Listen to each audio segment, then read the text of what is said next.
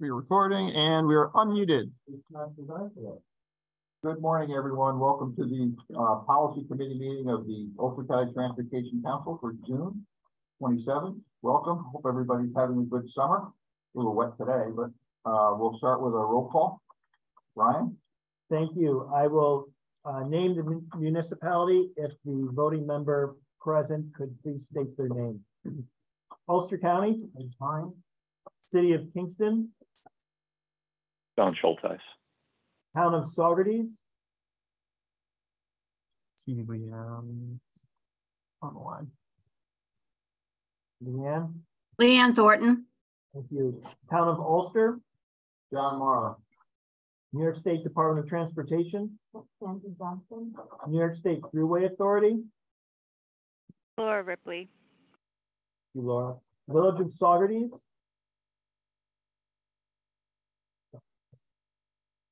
I see Alex Wade on the line. Alex. Town of Rosendale. Town of Lloyd. Provide the Slavic on the line. Town of Plattekill. Village of Ellenville. Town of New Paltz. Town of Woodstock. And Town of Rochester. Mike Baden. Okay, thank you. 2, 3, 4, 5, 6, 7, 8, 9, 10, 11. We have a quorum. Thank you, everyone. We've done roll call for citizens' comments. Do we have any citizens' comments from anyone in the room? No. No? Just shutting my mouth this time and listening. Do we have any citizens' comments from anyone online?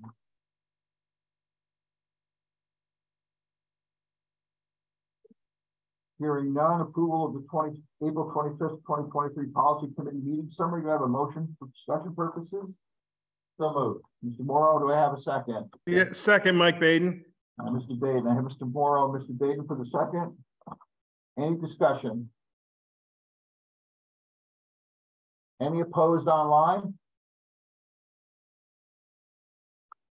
Any opposed in the room? Any abstentions? So carried. Communications and announcements, Brian. Sure, I have 2 pieces of communications that I'm going to share with members. On May 23rd, we received a letter from the FTA and FHWA regarding the Mid-Hudson Valley TMA certification review and our conditional approval. That approval was certified conditionally pending the completion of 2 actions, one of which was the update of our financial plan. As you may recall, in March, we presented the updated financial plan of our long-range plan, and that update has been accepted by the Federal Highway Administration. Orange County had the same action, and theirs was accepted back in September. So the certification process is now fully certified. Circulate that letter. The other piece I received just yesterday, it's a 23-page letter. I have not had a chance to review it fully, but essentially it is in the similar vein. It certifies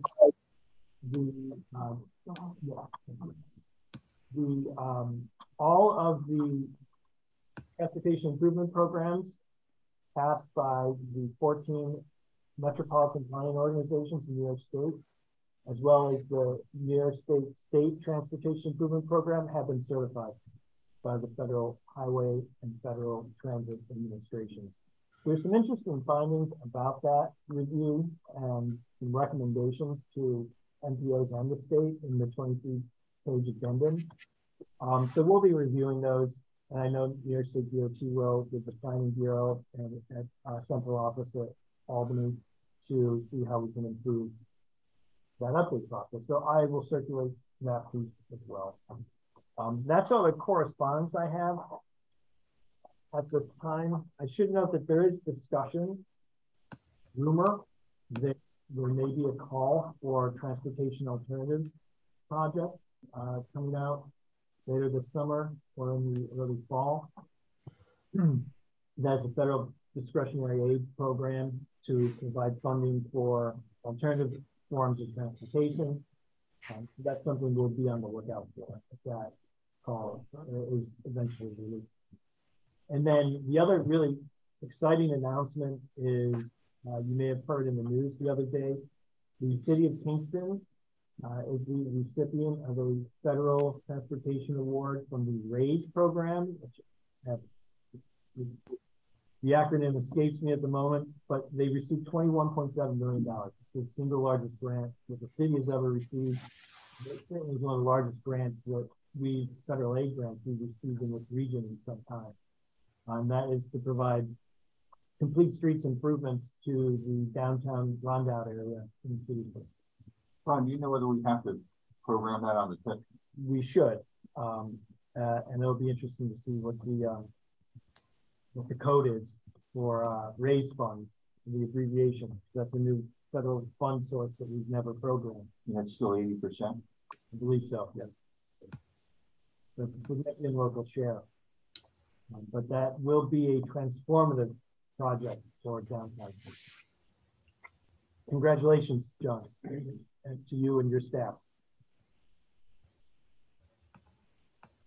Those are all my communications and announcements. Any communications and announcements from council members in the room? Any communications and announcements from council members online? I do not see any currently.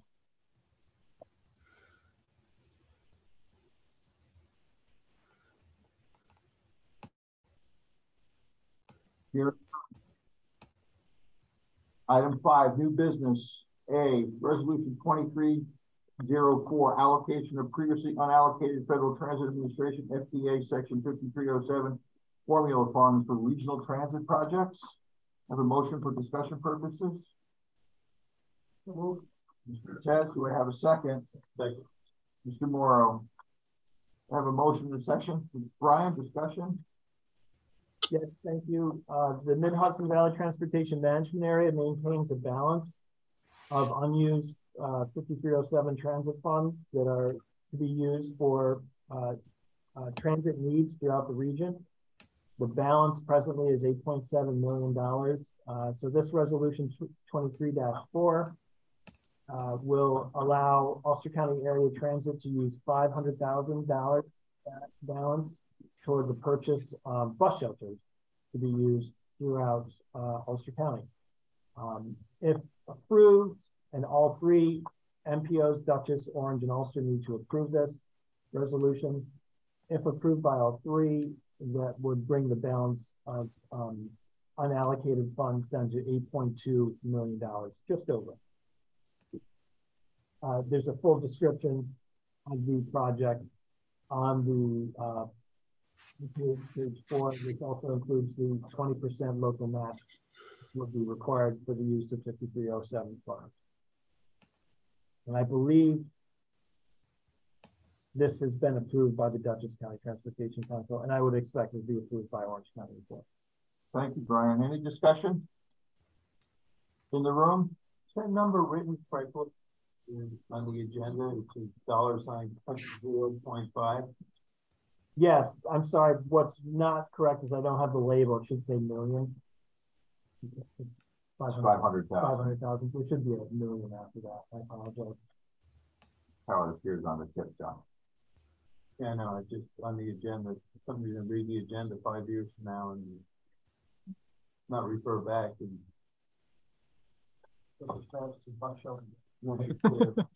Costs are low.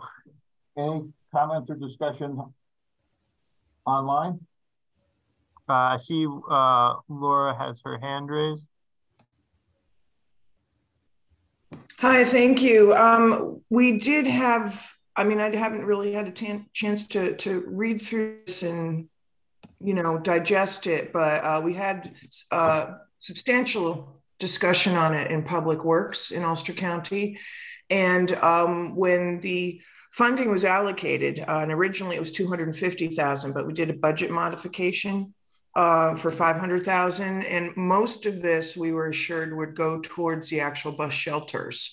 I believe last month in the conversation, it said approximately 15, but we were planning more on 48, at least 2 per municipality, and we've got 24 municipalities in the county, and approximately 100,000 of it would be allocated for the study, so we could figure out where the shelter should go based on routes. Is that still the case, or is most of this money going towards another study?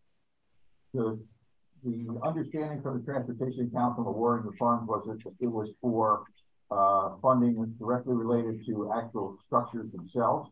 The 5307 money that's available through UCAT that can do the study. Excellent. So the study funding is coming more through UCAT, or is coming through UCAT. Is that what I heard? Yeah. Excellent. Thank you.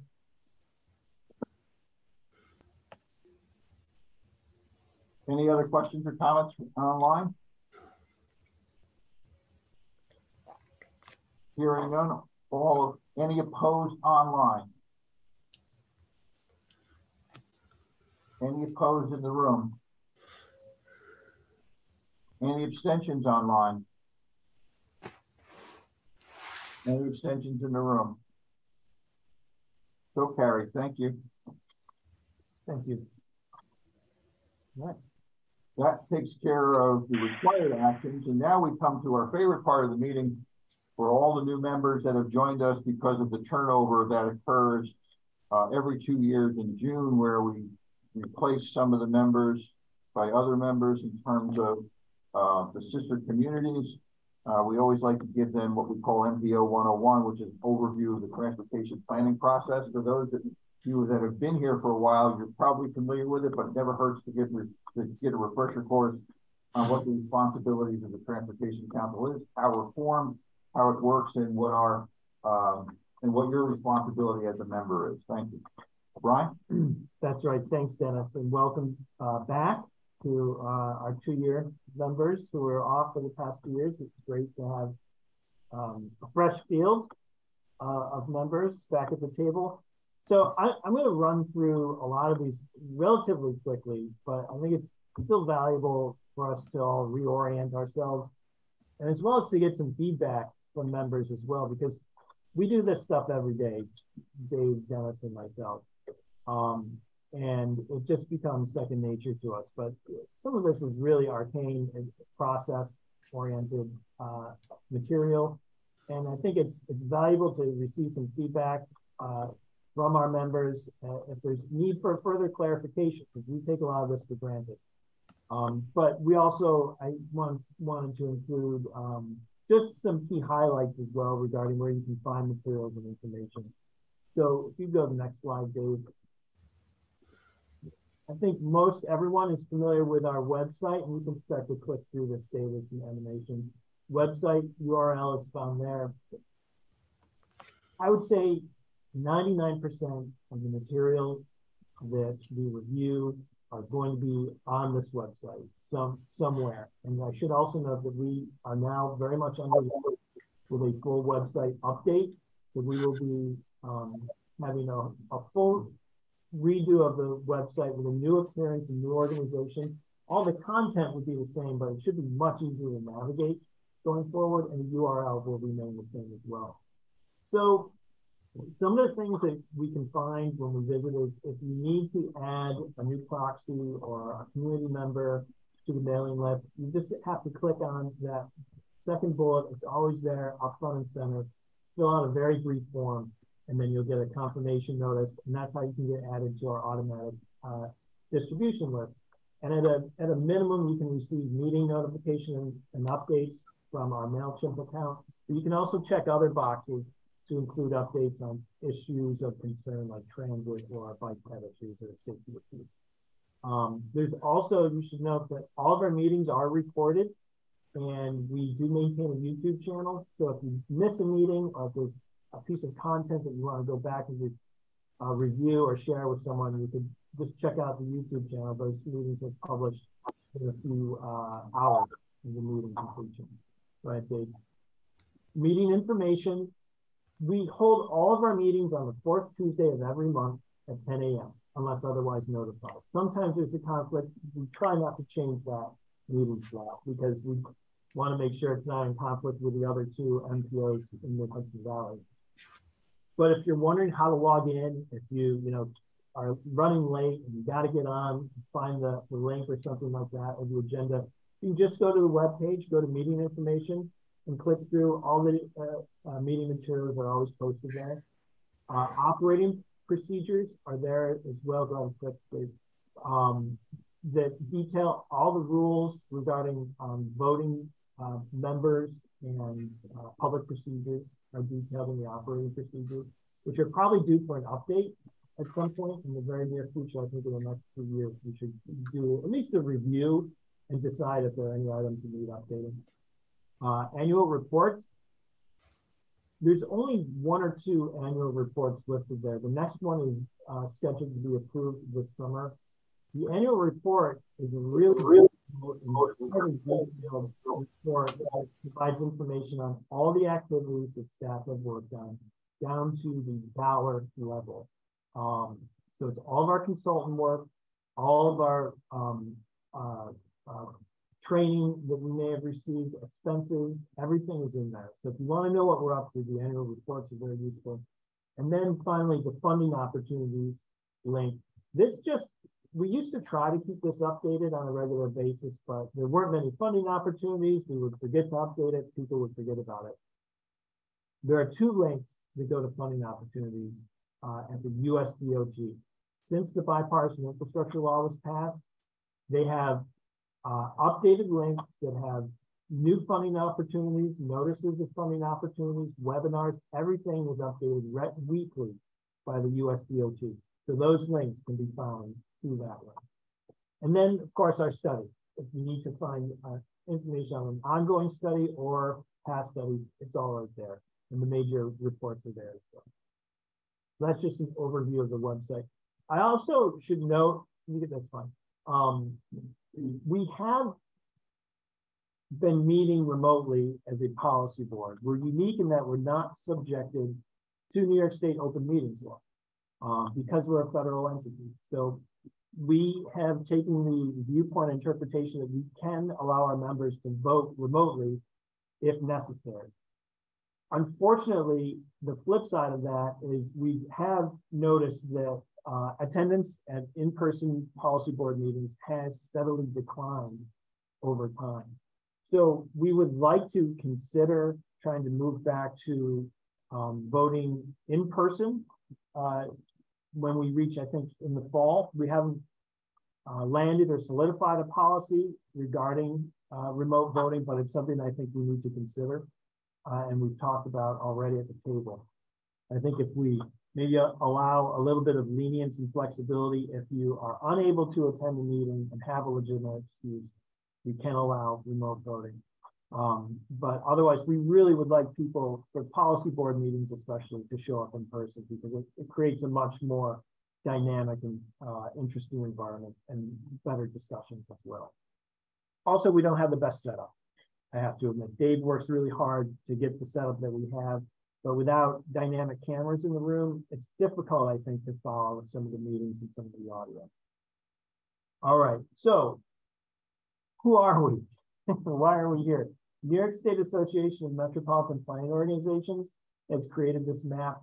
We do have an association that we pay dues in on an annual basis. We hire consultants to assist us with maintaining federal compliance. And so all of these MPOs, the directors meet bi-weekly, and we have 6 different working groups that cover topics from GIS and data analysis, transportation modeling, bike and pedestrian safety, and a variety of other topics that meet on probably a monthly basis.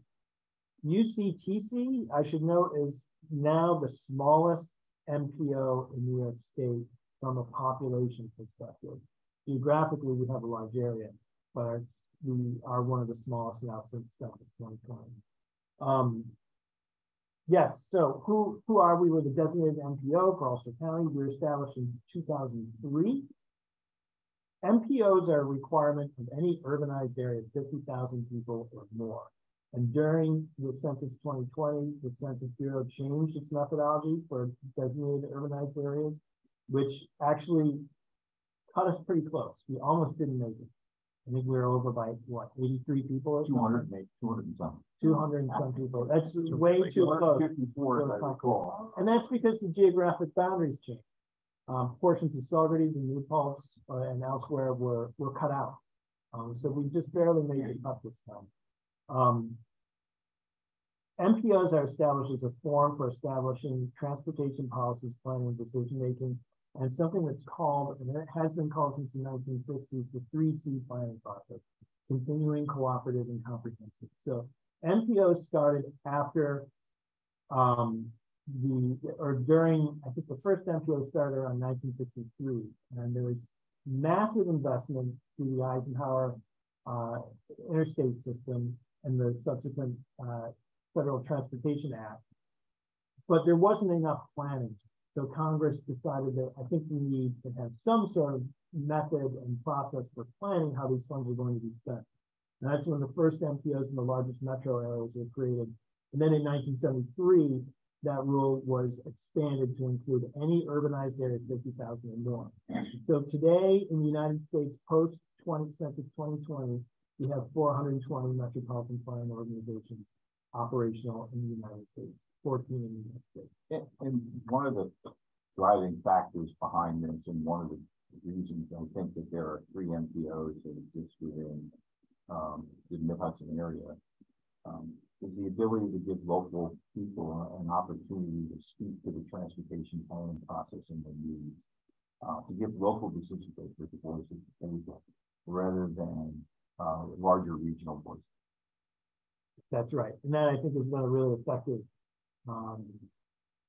component of the UCTC and having our highest elected officials at the table.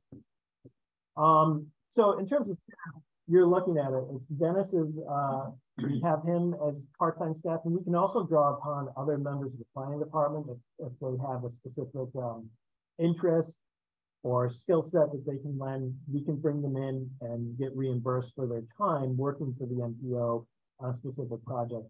But otherwise, it's just me and David doing most of this MPO work. We're also unique in that the MPO, again, is a federal entity. We're created by an act of Congress and an act of the New York State governor. So we are essentially hosted by the Ulster County Planning Department, and there's a host agency agreement that we keep on file that stipulates all the rules and regs associated with that host agency agreement. So we thank the Ulster County Planning Department for providing that roof over our heads. And of course, we're also part of the larger Mid-Hudson Valley Transportation Management Area.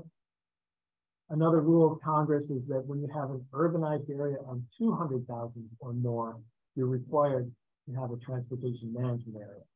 And that is an association that we have between Dutchess, Orange, and Ulster. It's a relatively unique association. There aren't very many other metropolitan planning organizations in the United States that share TMA boundaries. There's only 2 or 3, I think. And I'll provide more information on the TMA in a moment. You can go to the next slide.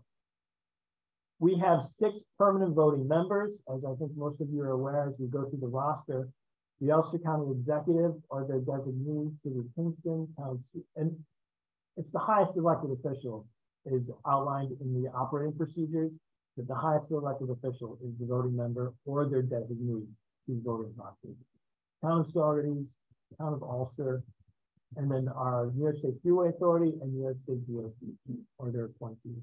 So the permanent voting members, it's almost always the New York State DOT in every MPO statewide, I think. And if the Thruway passes through the jurisdiction, the Thruway's added as well. And then I believe our methodology was essentially looking at population to determine who should be the permanent voting members. And then we have, of course, a 2-year rotational voting membership. And this, again, is to try to include as many members as possible into the process. There's no fundamental relationship between these pairings. It's just a formatting choice. So Ellenville does not have any necessary relationship with New Paltz and so on and so forth.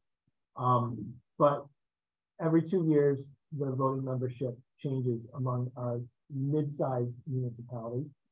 And then we have a relatively unique structure called the 71 rural voting membership. And these are our 7 most rural municipalities get together to designate one of them to be a voting member as well. And that's chosen by the Ulster County Association of Town Supervisors. So that's presently the town of Rochester. And the proxy for Supervisor Baden is the town of Marbletown for reasons that I think out of convenience, because Supervisor Parity is just down the hall. So that can certainly change at any time. It's up to those 7 members. And then there's our non-voting advisory members.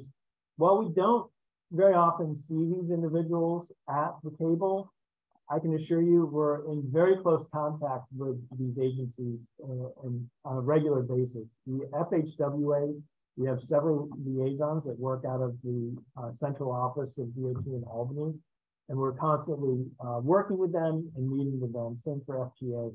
FRA, not as much, but lately we've been doing projects on railroad safety. Same for Bridge Authority.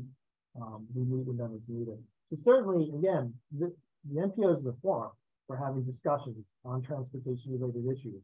So to the extent that we need to reach out to these larger federal and also state agencies, we are happy to provide that assistance to our members to have those conversations. So I just want to add, and then we'll stop for a little bit and see if anybody has any questions. But I just want to add that what's not shown here is that recent changes with respect to the various transportation acts. We now have a cooperative agreement between the transit agencies in there that that they're represented at our meetings as well. So both Trailways and UCAT as UCAT is a designated recipient for federal funds, and Trailways, because of the inter-county work that they do, we do have cooperating agreements with those as well. So I want to stop and see if there's any questions from anyone in the room. Any questions from anybody online? Seeing none currently. Okay. Go ahead, Rob. Sure. So the organizational structure is very straightforward. We have an advisory committee. Obviously we have the staff that then works with the technical committee, which is our advisory committee. Technical committee reviews all of our resolutions, provides input on specific projects, and we often task the technical committee with being essentially a subcommittee for major project updates like our long range plan, our improvement program, or the unified planning work program. The technical committee is essentially the advisory committee for those projects. And then once we receive critical input on products and resolutions, it's up to the technical committee to advise the executive committee, which we call the policy committee. It's somewhat interesting at UCTC. I worked for a number of years with the Rochester area NPO, which covers a 9-county area. And we have a lot of our same members are on the technical board and the executive board. And that's not unusual for a smaller NPO. It's actually pretty common. In the larger urbanized areas, what you typically see are engineering or DPW staff sit on the technical advisory board or the technical committee. And then the highest elected officials or their high-level designees will attend the executive committees for voting purposes. But I think this format works very well for us. It provides plenty of time for public review and oversight and transparency regarding all of our acts. And again, the rules for meetings and for public review procedures are initially outlined in the UCTC operating procedures, which are on our website. If you haven't reviewed these in a while, it's good to always give yourself a quick overview. It's a 14-page document. It doesn't provide too much in-depth detail, but it does give you insight as to how these committees are intended to function. And then overall, in terms of MPOs, a lot is left up to us how we're able to function, but the full scope of what an MPO is supposed to do, what our requirements are at the federal level, are outlined in federal law, which is 23 CFR subpart C, the Metropolitan Transportation Planning and Programming Process. all the requirements of the transportation improvement program, the long range plan, the congestion management process, everything is detailed in this part of the law. So we review it and reference it fairly often and regularly to make sure that we're in full compliance. Oh, Brian, we had one question come in on the line. Sorry, I may have missed it earlier. It was just a question of how the technical committee is selected. Self-selected, right? Essentially, it's, you know, the technical committee, it's a good question. There's another thing that I failed to mention is that every municipality is always a member of the technical committee. It doesn't, the 2-year voting membership really does not have an impact. All members are technical committee members, all municipalities. And then it's our transit agencies as well. And so the individuals are identified in the operating procedures. I don't have those in front of me. There are a few additional agencies that are mentioned there as well, but the municipality is the member, and then the individual, it's up to the municipality. I've got a question on that. Because I don't believe I've ever gotten any information on the technical committee when I'm not sitting on the council. So We may have to take a closer look at our email distribution list. because if you want the technical committee to always be every municipality, you should all be getting that information. You're right. So I don't get that information. Okay, we'll take a closer look. Side note, I think you guys use MailChimp or something. Yeah. It goes to my channel. I don't think that because it's not recognized as a secure. I'm just throwing that out there because it's caught off a few times. Do you get the Dutchess County ones? They use Gov Delivery. I was just wondering if you get the DCTC. I think I see that. I'll go back and confirm. Okay. It's another option. We've had that trouble before. Some of the MailChimp. And I think with the tightening of like cybersecurity and stuff with different government agencies or whatever, you could be going with more jobs. Just something to be aware of. I was just saying that the technical committee was the council in the past because that was when I got the information to participate. Thanks.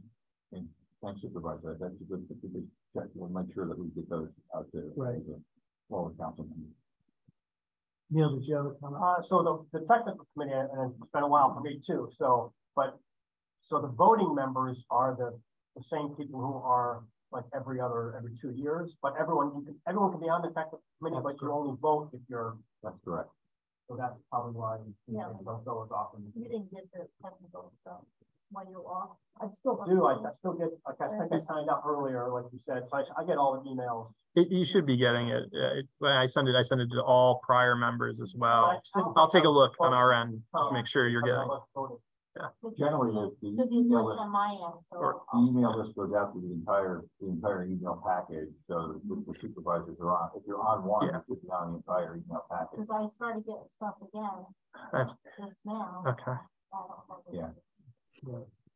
We'll take a look. Yeah, for sure, because we want to make sure you're getting the materials. Yeah. So the scope of the MPO process is outlined in 23 CFR, but then beyond that, the next thing to look at are the Federal Surface Transportation Authorization Act, where the money comes from.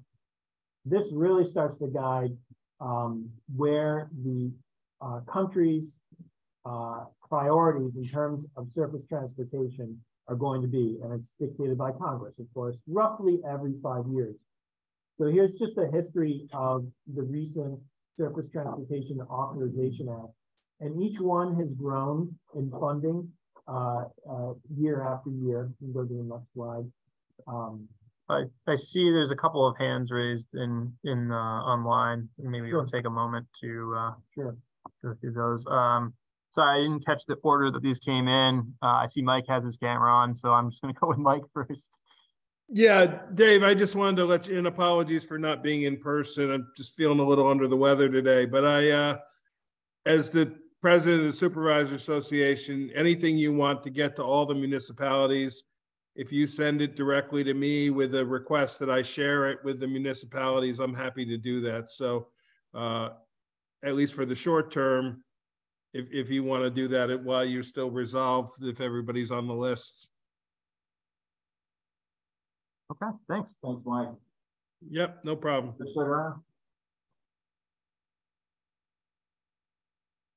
Hi, thanks, Planner Doyle. Thanks, everyone. I just tried to type what I meant to ask in the chat, but thank you so much for this presentation. I jumped in late, but it's very helpful. And I just wanted to see if you could clear up my confusion around the 3-county relationship versus what appears to be the Ulster County Transportation Council acting solely with Ulster County membership. Sure. The 3-county relationship has to do with something called the Transportation Management Area. And the Transportation Management Area extends into Ulster County. And that requires that the 3 counties sort of program and plan things together. So that consists of what they call the Mid-Hudson Transportation Management Area. It's an area that has more than 200,000 people that is urbanized. Whereas the Transportation Council, the reason for being for Ulster County to have a Transportation Council is centered in the city of Kingston and surrounding areas, which constitutes an urbanized area of 50,000 or more. So we play a little bit in both worlds. One as an independent MPO consisting of the urbanized area in and around the city of Kingston, and other as part of a larger TMA, which extends into Ulster County, in Lloyd, into Plattekill and Shongum, from the urbanized areas in Orange County and in Dutchess County. Does that help? Yeah, and that's all prescribed by federal law as well, the UCTC. That's correct. Yeah, and I have a few slides that clarify this entire process in just a moment, Phil. And if you have further questions at that time, let us know, okay? Thank you very much. No. Any questions from your audience? Yeah, I'm sorry. Yeah, your technical committee, do both the village and the town serving get a vote on that committee? It's still the same as it was. Yeah, it isn't really a vote. It's essentially advisory, right? Yeah, an advisory. But both are represented. Yeah. Yeah, all municipalities can participate in the UCTC technical committee. And the technical committee is that's the committee that decides the CHIP award. The final decision with respect to any official action rests with the policy committee. When we develop the TIP, we form a subcommittee called the TIP Advisory Committee. And it consists of volunteers from the technical committee. And any municipality can join. And at that point, both town and village could join that. Yeah. If they volunteer. Yep. Yep. I always strongly recommend any municipality interested or who has a project programmed on the TIP should be on that advisory committee. Thank you for all the questions. I see no other question, no other hands raised online. Good. The next slide. So the current Authorization Act is probably one of the most popular in recent memory. It's the IIJA, or also known as the Bipartisan Infrastructure Law, not bill, that was passed into law in November 2021. It is the most significant investment in surface transportation in United States history.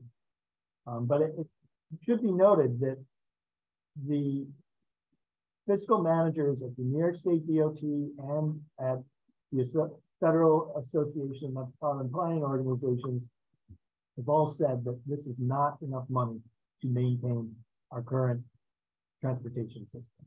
So while we are very much appreciative and welcome this massive investment in surface transportation, in order to maintain the system that we have created over the past 50 to 100 years, it's going to require significant additional federal investment as we keep going. And we can detail and provide more insight into these machinations through the long-range transportation plan, through the financial plan. So next slide, the primary MPOs are required to do, at a minimum, 3 things. You need to prepare a long-range transportation plan, and you need to have a transportation improvement program, and a unified planning work program. If you are within that 200,000 urbanized area, as we are in the Mid-Hudson Valley, you're also required to have what's called a congestion management process. I'll talk about that in a moment. But if you could go to the next slide, the long-range plan is quite simply, it describes the long and short-range transportation strategies and policies. It's required to have a 20-year planning horizon. Ours has a 25-year planning horizon, and that is in line with the other two MPOs in Mid-Hudson Valley. And you have to update it every 5 years. And then your transportation improvement program needs to be in conformance with the goals and objectives of your long-range plan. So the project, the TIP is the capital side, where all the federal dollars for construction projects have to be included. If you have federal dollars to be used in Ulster County, they need to be listed on the TIP, unless Congress specifies otherwise. And under the ARPA program, there are some instances in order to expedite the distribution of those funds for emergency purposes, they said you don't need the program, use that. That was primarily for transit. But that's an exception to the rule in every case. So, and then there's the Unified Planning Work Program, which is the planning side of the process, where all of our plans and day-to-day activities are outlined in the UPW plan. There are different grant sources to do these activities. The UPWP is funded through what we call PL funds. Those are FHWA PL funds. They can only be used for planning. They cannot be used for any construction projects at all. Whereas the TIP funds come from a wide variety of federal programs that we'll outline. These are what our documents look like. And again, the LRTP is updated every 5 years. The TIP is updated every 3 years. The UPWP is updated every year. I think I spoke already to the LRTP. Our last update seems like it was completed just yesterday in 2020, but guess what? It's time for the next one. We got to update every 5 years. So we're going to be starting that, at least getting the scope of work, and we will be seeking consultant assistance again to help with our transportation modeling and public outreach, particularly, and also other elements of the plan, the document. We're really happy with this document. I'm very comfortable with it. I think it looks good. I think it reads well. We put a lot of effort into that update. I'm not sure we'll do a full-blown update of the next iteration, but there's some new requirements that will be incorporated into it as well. Then there's the Transportation Improvement Program. So as I mentioned, the TIP has to be updated. It's actually, they say, every 2 to 3 years. We've been on a cycle of doing it every 3 years. The New York State Department of Transportation Central Office takes the lead on it. They decide when the MPOs are going to be updating the TIP. When we update the TIP, every MPO across the state is also updating it at the same time. We're doing this essentially cooperatively. And we all will pass and approve the TIPs at the same time. Once all those TIPs are approved by all 14 MPOs, they're essentially rolled up into what's called the State Transportation Improvement Program, the STIP. So sometimes you'll hear people refer to the STIP, sometimes to the TIP. They're almost interchangeable. The UCTC TIP is just for Ulster County. The STIP is statewide. It's a compendium of all the MPOs individually, Transportation Improvement Program. The current iteration is 23-27. I think, if I'm reading the calendar correctly, our next update may begin next year. Does that sound about right, Sandra? Late 2024, maybe? Is when we start to form the committees and talk about, okay, it's time for another update. That would be the 3-year horizon. So we would expect that to be sometime around 2024. I should note that the TIP projects that are currently on the TIP, we haven't really added new projects in some time, unless it's a discretionary grant or a transit project. So we may be in a position in 2024 to do an actual culture project, but we're not sure at this time. Again, on the tip, major federal funding sources can be divided into two categories. Federal Highway Administration. These are programs like the Surface Transportation Block Grant Program, STBG Flex, STBG Off-System Bridge are the two big ones that you see on our program. And then there's a wide, very wide variety of what we call discretionary funding sources. Municipalities, at their discretion, can apply to use these funds if they feel they have a project that meets the criteria. And the common ones include Bridge New York, Transportation Alternatives Program, the RAISE grant that the city of Kingston took 3 shots at to finally get that funding. And there's, under the bipartisan infrastructure law, there's 40 new programs that were added that previously didn't exist. So there's ones that we're not even necessarily familiar with.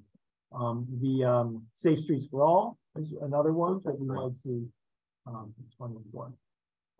Protect is a resiliency project that we will probably look for additional planning funds for.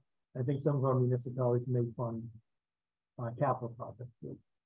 Then we have the FTA side of things. This is for all of our transit projects.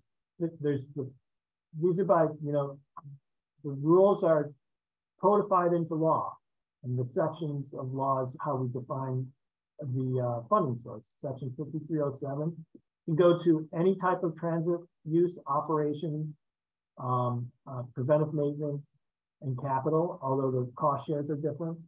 Section 5339 program is for buses and bus facilities, so it's strictly capital. Then section 5310 funding is for seniors and people with disabilities transportation program. These are the 3 primary transit federal funding sources. And then state and local funding matches that are required as part of the program are listed on the tip as well. Go to the next slide, please. A lot of the activity that the policy board does at this table revolve around amendments to the transportation improvement program. If we have a new project that has not been listed on the tip, it has to be voted on by the policy board. It also requires 15-day public review and comment period after the technical committee approves it. So there is very much a process. Also, if there's a need for a cost or schedule change, and the rules are dictated within the document of the tip, if it's a cost change in over $500,000, it needs a full amendment that requires 15-day public review and comment, and then approval by the policy board.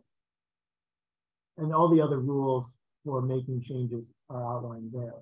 There's a number of things that staff can do administratively without full approval and vote through resolution, but we still will always advise the technical committee if we're making changes to a transportation improvement program.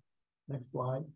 And also all those changes, we try to keep an outline, a docket of those changes up to date on the website, and it's called the TIP Amendment Log.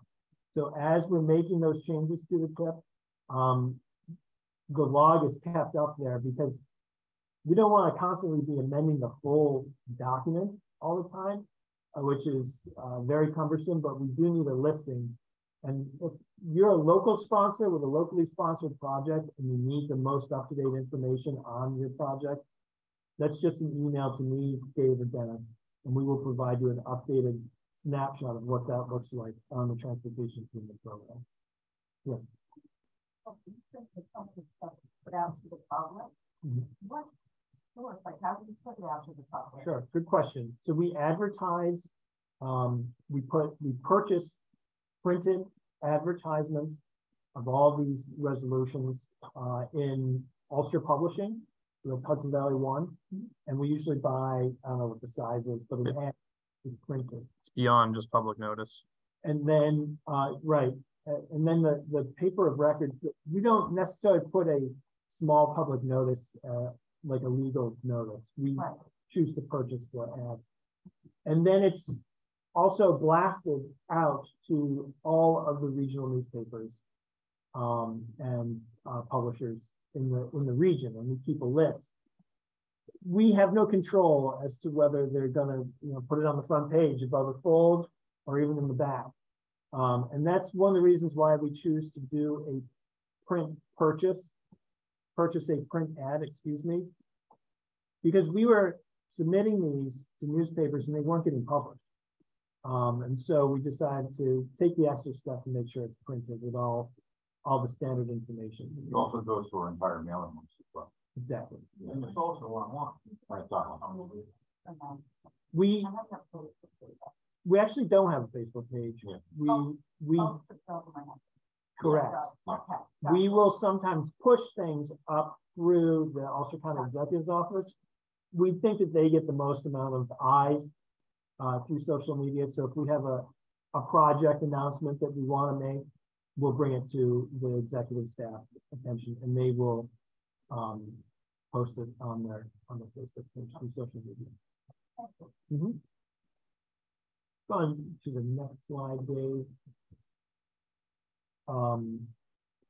The funding mechanisms for public transit.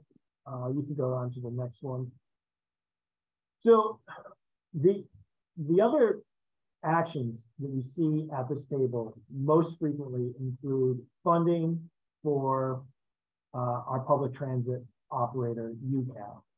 And the reason why we see a lot of actions is because they receive funding through a variety of different mechanisms, and that funding becomes available at different times of the year throughout the year. So as soon as the funding becomes available, we need to write it up in a resolution. Sometimes we need to come to an agreement with the state agency or our regional partners, CMA, and how those funds are distributed. So we see a lot of resolutions for transit funds. And recently, with the ARPA funds being released in the past 3 years, we saw even more resolutions coming out. So the two primary funding sources that I've mentioned already are 5307 and 5339. Now, if you could go to the next slide, Dave, and this was to Legislator Erner's comment. These funds are derived through the urbanized areas. And that's the way the formula is written by Congress. So if you're an urbanized area, there's a formula. It's based on how many passenger miles your transit system is operating, what the population in that urbanized area is, and a variety of other factors that we sometimes refer to as a black box, because it's a calculation that's used to determine the dollar amount. So there's two main urbanized areas in Ulster County. There's the Kingston urbanized area, which is the reason why this NPO exists. We're the NPO for the Kingston urbanized area.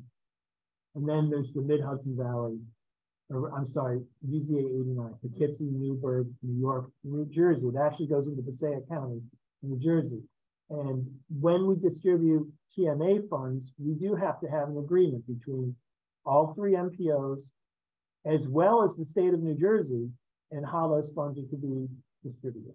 Not a lot of money goes to New Jersey. It's a small fraction, but still they need to sign off on how that funding was distributed. And that sort of semi-square hexagonal shape indicates where the TMA in Ulster County exists. Now, these boundaries are based on the 2010 census. As we talked about extensively at this table, the 2020 census has new definitions for how these boundaries exist. So these boundaries will no longer be relevant in the years ahead. We're going to have, there's a smaller, more compact urbanized area for both of these. They still very much exist, but this, I should note, we've yet to have the opportunity or the need to update the new boundaries. And there's some other processes associated with that. So those are the urbanized areas. When you hear us say UCA 89, that's the ranking in order of all urbanized areas in the United States. Poughkeepsie, Newburgh, New York, New Jersey is the 89th largest. Small urbanized area, 457, Kingston urbanized area is the 457th largest during census 2010. So that's what those numbers and the areas look like. Next slide, please. The funding in recent years attributable for our transit programs, this is what it looks like. So the main meat and potatoes from the Kingston urbanized area and the TMA, each year for 2020, it's 2.9 in federal funds. These require 20% matches in state and local funds. And then by 2022, it went up to 3.8. We hope that it will remain at that level, but again, it's based on the new census boundaries. We don't know how the formula will be adjusted and how it's going to impact. I would suspect that the Kingston area would go down. Usually, right. You know, that the Mike in the Kingston area will go down because the size of the population in the urban area went down as well. And we should also note that the annual operating cost for our transit system is somewhere in the area of $7 million. At least that's what it's been recently. It can be between $5 to $7 million. And if we were to expand service, it would go up. The cost would go up.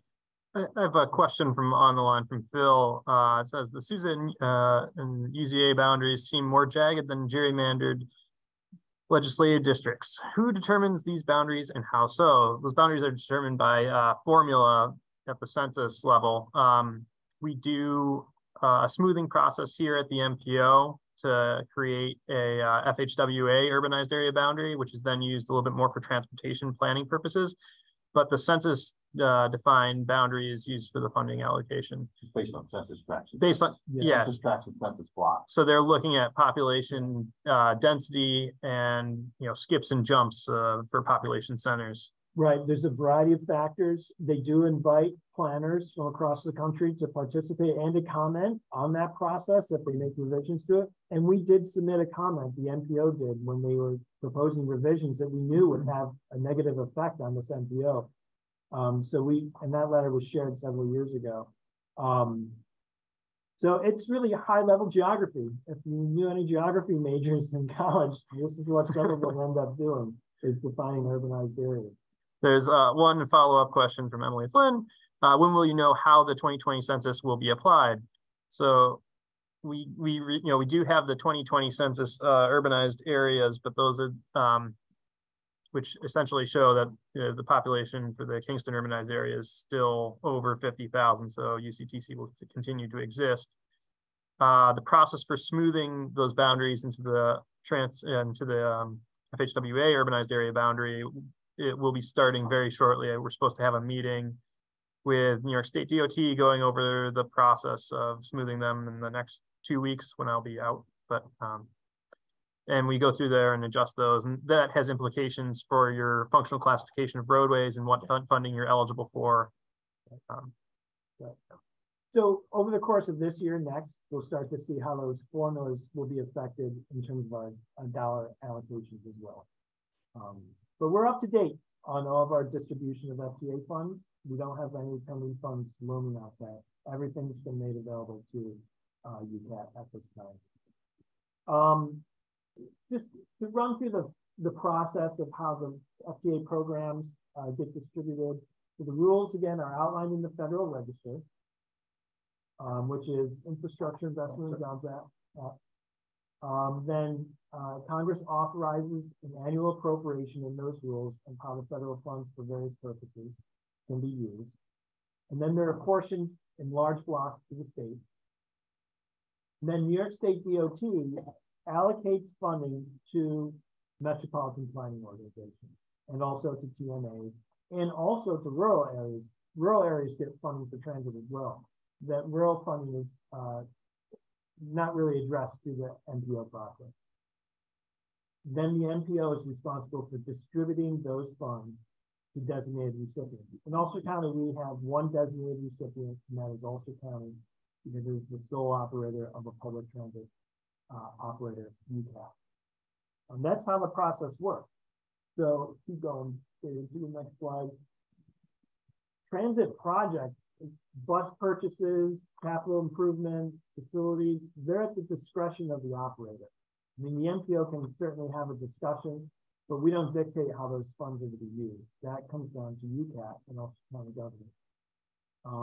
But UCAT does have to have a plan of projects submitted to the MPO, and that should be cover a 5-year horizon. And there's been quite a bit of transition at UCAT over the past several years. We'll continue to work with getting an updated plan of projects from them. All projects must be programmed on the Transportation Improvement Program. That includes bus purchases, facility improvements, operating, preventive maintenance. that they would expect to occur within the next 5 years. And I'm getting close to wrapping things up, everyone, just so you know. But I will go through the TMA. We have a really unique and an excellent relationship with the other MPOs in the Mid-Hudson Valley, Dutchess and Orange County.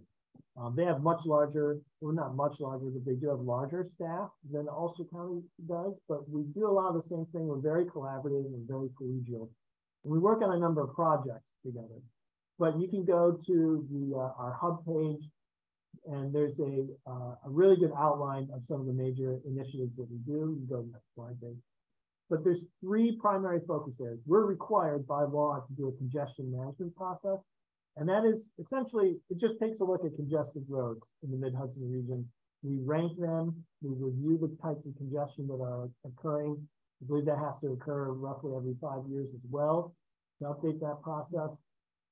And then if there's a need to address it, we will do that at the local level through the local MPO. We also need to have a freight plan in place, which is underway, as well as the next regional transit. And regional transit is a big part of the discussion when we meet. We meet, sometimes it's only quarterly throughout the year, but recently, because there have been a lot of funding issues to discuss, our TMA, the directors, as well as New York State DOT, have been meeting about every other month to go over not just what we're required to do as a TMA, but what's going on in our individual planning department. It's very helpful to see what everyone's working on, and then we see where we can collaborate. And we spend, Dave in particular, spends a lot of time working on these projects. Moving ahead, so then finally, I just want to briefly go over UPWP. We present the Unified Planning Work Program every January to the technical committee. And then we try to get it approved by February by our policy committee. The UPWP is unique in that it runs on a state fiscal year calendar. So it's April 1 through March 31st. But the purpose is to plan and implement the Transportation Planning Work Program. So all the goals that are outlined in the LRTP, the UPWP is how we start to implement them. And that's through our planning project. It's essentially, it's a budget of all the work that David, me, and Dennis, and anyone else, consultants, will be doing through an annual basis. We want to go to, it describes all of our planning activities, and it includes the study that can, and ideally will form the basis of future capital projects.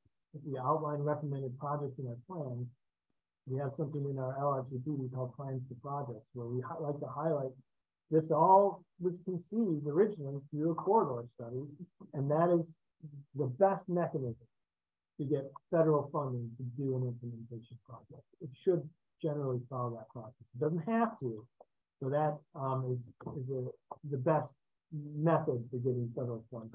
There's a question in the chat. Sure. Does creating and following a 5-year plan, the requirement just described for UCAT, determine UCAT's ability to obtain federal funds, or do federal and or state law require that for the agency to operate at all?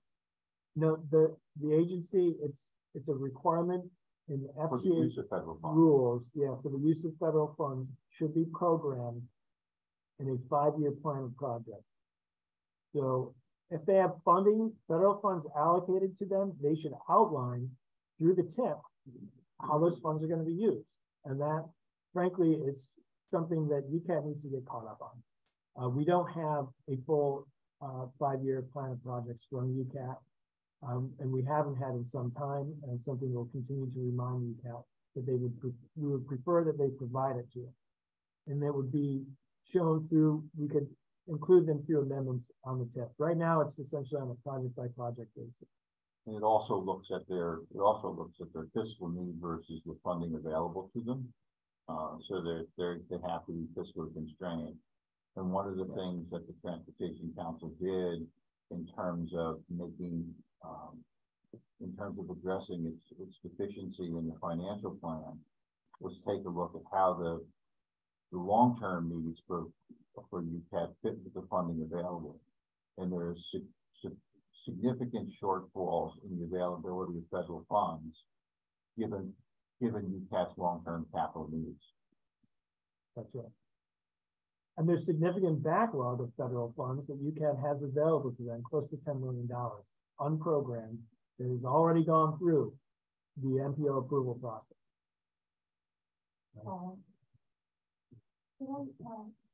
Ask before we get too far away from it, the corridor study that you said in that process, how is that corridor study initiated? A corridor study can be requested by a municipality, be requested by anyone, but they generally should have a municipal sponsor for the geographic area that it's located in. And then we would program it on the Unified Planning Work Program as a unique study, or so the larger corridor studies that we've done recently and have underway include, we did 9W in the town of Marlborough and Lloyd. We did the Broadway corridor in Kingston. We're presently doing the 9W corridor in Ulster. Those are more, we get a consultant assistance. They're complex issues, a lot going on with access management and traffic volumes, and maybe other types of access issues, and non-motorized issues of concern, maybe safety issues. So that's, and then we would do a full-blown study. Otherwise, we can take a look at other areas of the county through our own staff, David and I, and do an examination of crash history volumes, a baseline approach to establishing baseline information, and then bring it to the attention of the responsible agency. Highway corridor that has been approach to the state DOT region. It came through with support from the town board. It was suggested by staff and authorities. How does it get beat? How did you start moving? That even some of the legislators supported that, and that was in November, and we've heard nothing. So is there a step that we're missing here, or? The Unified Planning Work Program was adopted in April, and so the next opportunity to program funds for that corridor would be next April. I didn't say that. No, I didn't say that. Okay, I just wondered because you don't get any feedback, and keep kind of nudging, but nothing's moving. So if there's a set plan that we have to follow, it would be a whole lot easier to present it to a committee or to the supervisor and say that, well, this is what we've done. We've got through these of next street, and it's going to take us 4 or 5 months. One of the things that we're doing is looking at traffic counts along the corridor and looking at crash history along the corridor to see whether or not there's a corridor study that's warranted.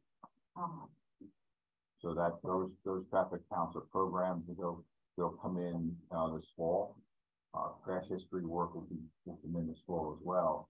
We'll look at that, and then if there's a reconsideration of the project based on that data. Okay, so it's ongoing, but the next opportunity would be in for the actual. That's correct. Okay, thank you. You can run through the next few slides, David.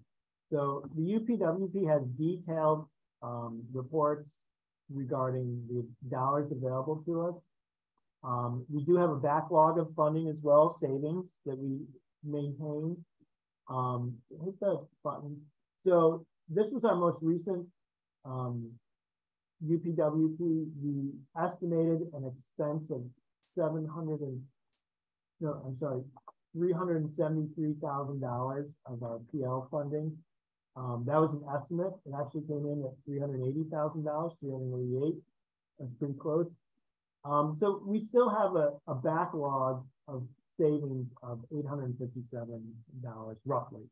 We programmed that this year. We programmed a substantial amount. Yeah, we program a substantial amount, but we do not always spend all of our planning dollars on an annualized basis. So we do keep a year-to-year positive balance. And our grant from PL funds last year was $509,000. Again, we would expect that dollar amount to decrease given that we're in our urbanized area has decreased. And then on the FTA side, we received FTA planning grants as well, and we also keep a balance in our FTA planning grants. Much smaller grants, these are roughly up to $60,000–$70,000 for the FTA project. And then there's 6 major categories in the UPWP to define our plans and planning work, and I'll outline there. So in conclusion, we're really happy to have, again, our new members on board. The work of the Transportation Council is important work. We hope you feel the same way. It's better when everyone participates, and we need to have your participation at the table to make sure that it is a successful process. Some things to be looking forward to in 2023 that we'll be addressing. The NPO continues to migrate a lot of its planning studies to an ArcGIS hub platform. So it's a news format and framework that we use to present our information. It gets away from a traditional PDF report, and it's much more of an online presence. So you'll see a lot of our work is going to be coming. The traditional PDF report will still be available, but we want the public and our members to interact with these plans and projects online through a dynamic mapping format. So you're going to see that more often with our project. As David mentioned, we have to do an urbanized area boundary adjustment, and that will need to be approved by the policy committee by near the end of 2023, early 2024. And that dictates basically where our urbanized roadway classification is and where the rural roads are classified, along with a few other issues relevant to transit funding. So Sandra, when we do that, we'll want to work closely with NISDOT to make sure that as we adjust these areas, that we adjust them so that we don't have too many road classification changes at the time. Oh, absolutely. And I think the process that Brian was alluding to about the boss meeting in a couple of weeks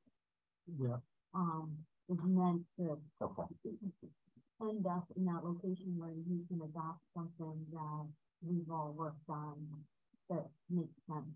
Yeah. Okay. We'll be updating again the website. We'll have same URL, but a whole new format and framework. So we will be showing some drafts to the technical and policy committees to get some feedback on how the website looks and functions as well. We have 2 big safety studies that are underway. The Route 9W corridor, which we just did a press release on Monday. I hope all of you saw it.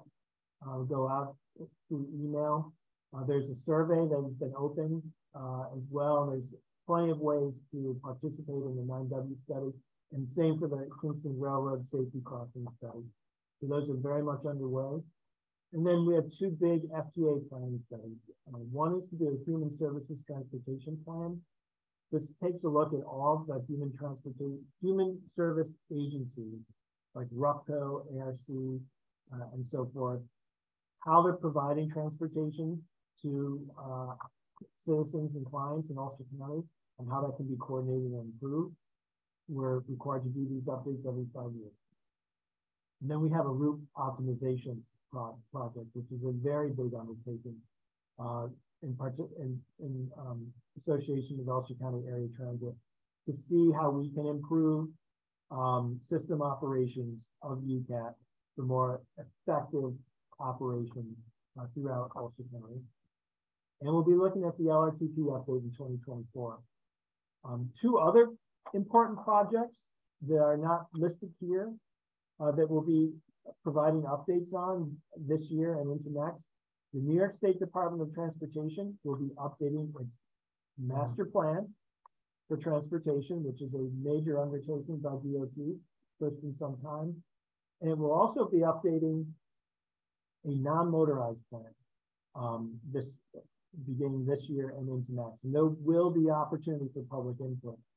I believe it's actually the NISDOT non-motorized plan is now going to be called the Active Transportation Plan. Yeah, I think. And so that's the first update of this plan since 2009. And so that's a pretty big update, and it's going to guide how the DOT focuses on our communities in the years and decades ahead of us, and how they will focus and interact with our communities and how the transportation system is to be developed. These are major and important processes for us to be aware of and be involved in. So we'll keep you updated as we are. Thank you, Brian. Yep, that's everything. It wasn't too much. Any questions from anybody in the room? Now that you're all MPO experts, any questions from anybody online? See no hands currently. Other old business, we've pretty much covered most of the other old business. One of the things I do want to reinforce was the Route 9W mobility plan. Survey is out. There's a link online that you can do that public outreach. I would ask anyone that travels the corridor or utilizes the corridor in any way to take that survey. The Kingston Rail Crossing Study open house was June 22nd. We didn't have a lot of people attend, but there is a public survey out, and you can answer those questions as well for that. And that URL is in your agenda today. Yes, there's a comment in the audience. Sure. A question about that Kingston rail study. Open house. I didn't get notified about that. Did you have to see on another mailing list or something? You send me when this meeting starts. Yeah, With anything that has to do with rail, I still think sure. I'm a strong proponent of a county-wide plan for the rail, not town by town, but whatever. I'll take it was sent to our general interest mailing list, but I have a specific project mailing list that I will add you to. The county exec published it out on their Facebook page. The mayor put it out in his weekly newsletter. But that's good if you know to look for. Like when the meeting's going to be and the time and whatever. Okay. Well, my apologies for that.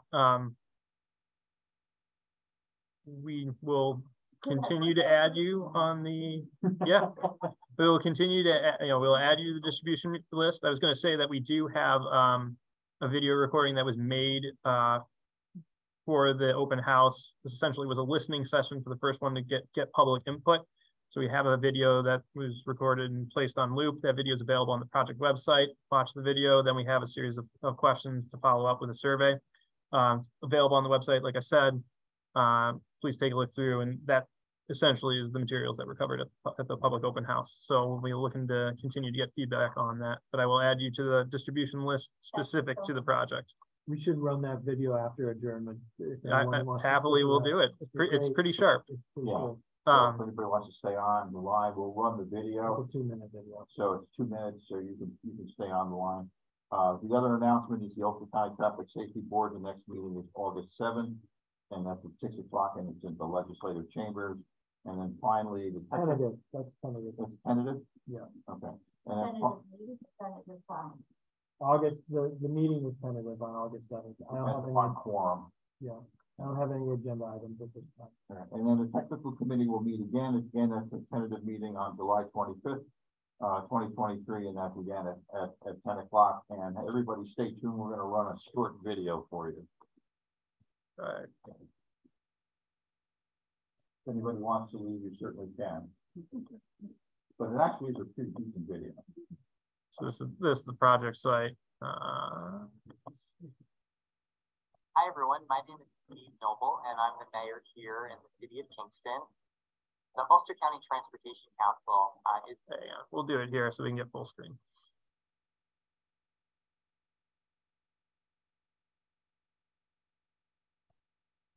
Is undertaking a rail crossing study to help evaluate and enhance safety along the CSX rail corridor here in the city of Kingston.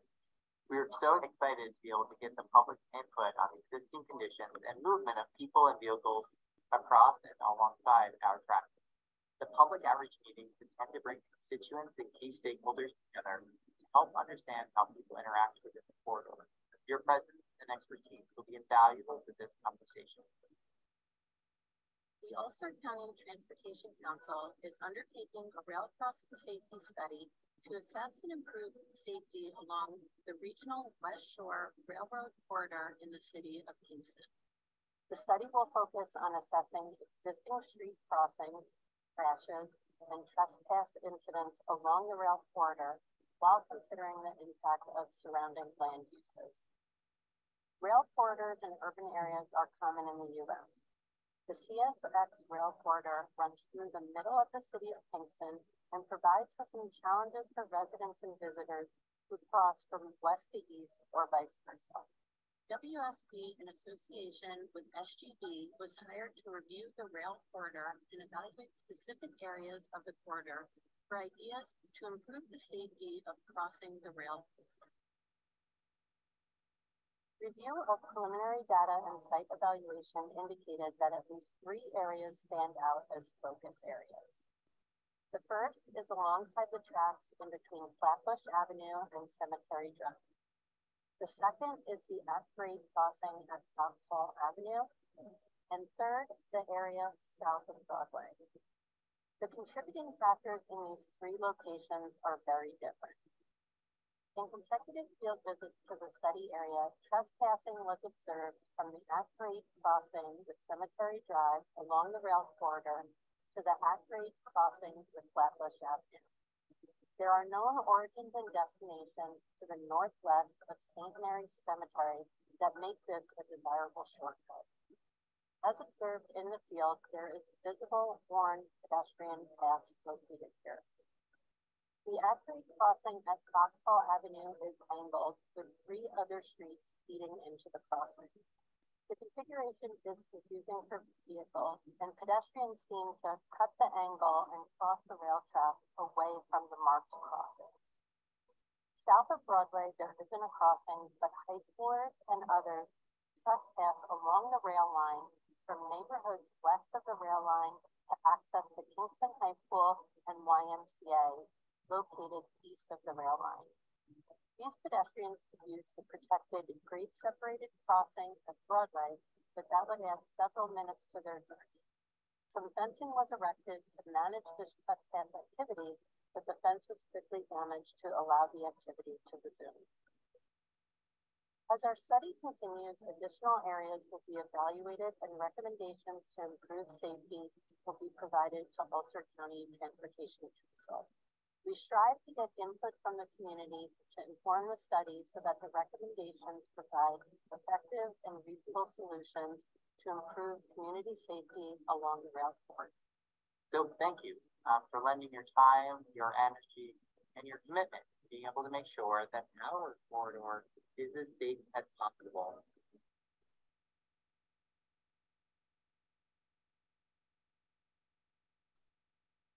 Yeah. Great kickoff video. Thanks, Dave. Right. That's done by WSP. Yeah, Our WSP. consultants for the project. Thank you, everybody. We'll see you in August. We stand adjourned. Well, July tentatively. July. I have no agenda items at this time, so. Oh, okay. Thank you.